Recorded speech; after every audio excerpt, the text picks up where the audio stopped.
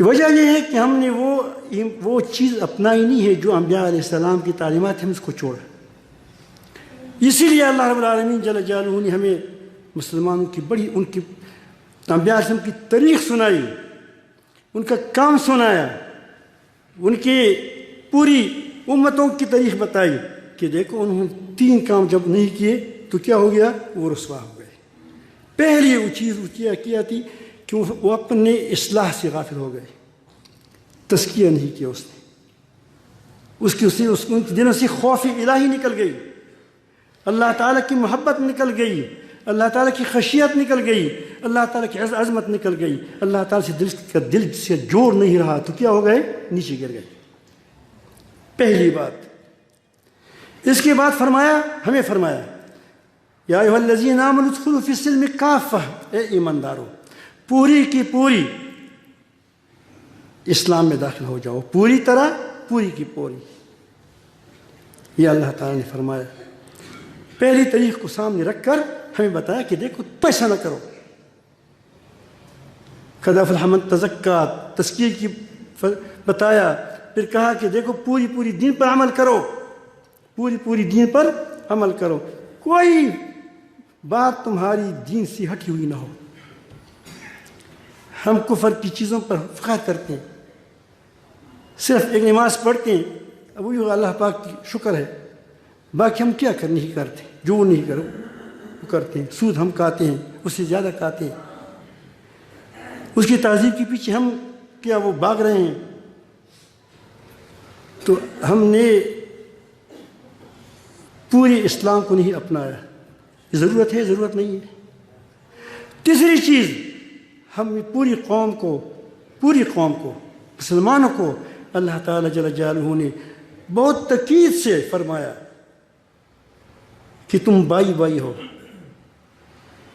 انما المؤمنون اخوہ، تم بائی ہو. عرب ہے، عجم ہے، پٹھان ہے، پنجابی ہے، سرائکی ہے، پنجابی ہے، بلوچی ہے، سندھی ہے، سب کے سب تم ایک جسد ہو، ایک جان ہو. تمہاری انگلی کو کوئی کاٹے تم کیا کرو گے؟ تلوار اٹھائے گے نہیں اٹھاؤ گے؟ یہ بائی تمہارا انگلی ہے، خواہ پنجاب کا ہے، خواہ سندھ کا ہے، جہاں کا بھی ہے تمہارا مسلمان تمہارا بھائی ہے.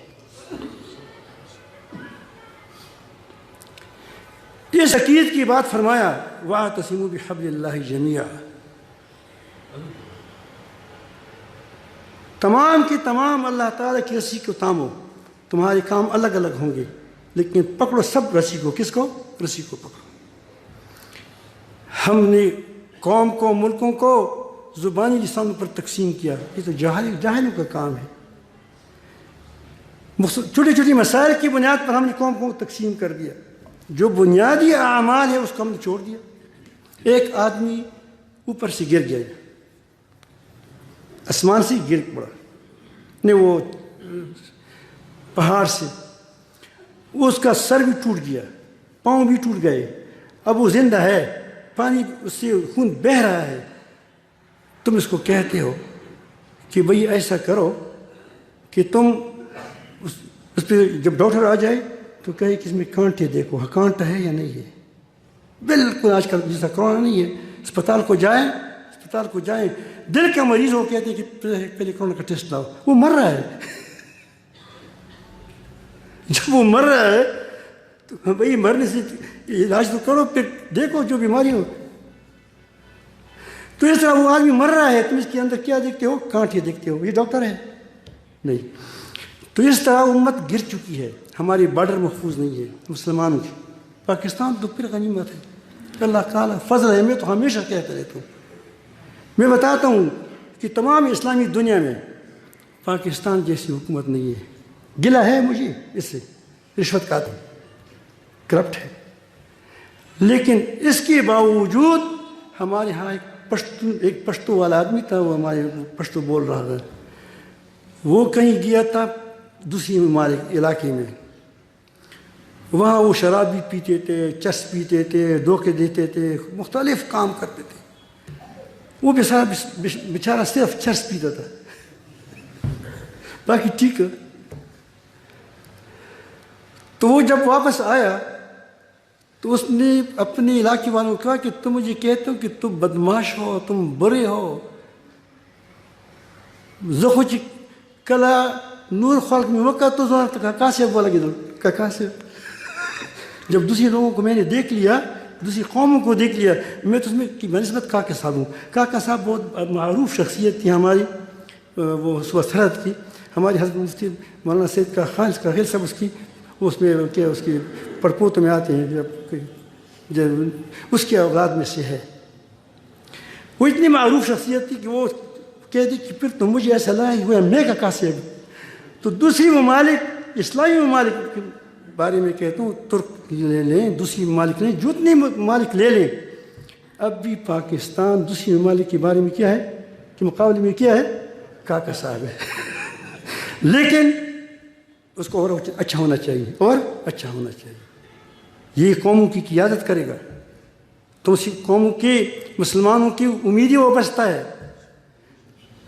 ہماری فوج کے ساتھ, ہماری پولیس کے ساتھ وہ لوگ جانتے ہیں کہ بہت کہ اسلام کا قلعہ ہے.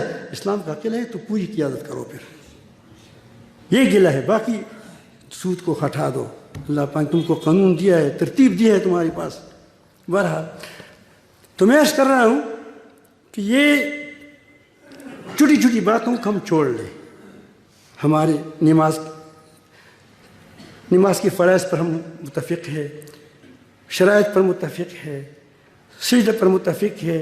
ایک چیز میں اختلاف ہے کہ ہاتھ کہاں تک اٹھائیں. اب اس پر تم مجھے اسلام سے نکالتے ہو کیونکہ یہاں کہ یہاں اٹھائیں, کیونکہ یہاں اٹھائیں.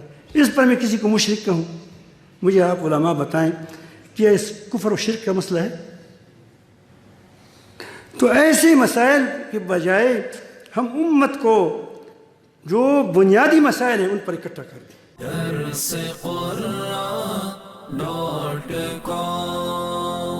www.darsequran.com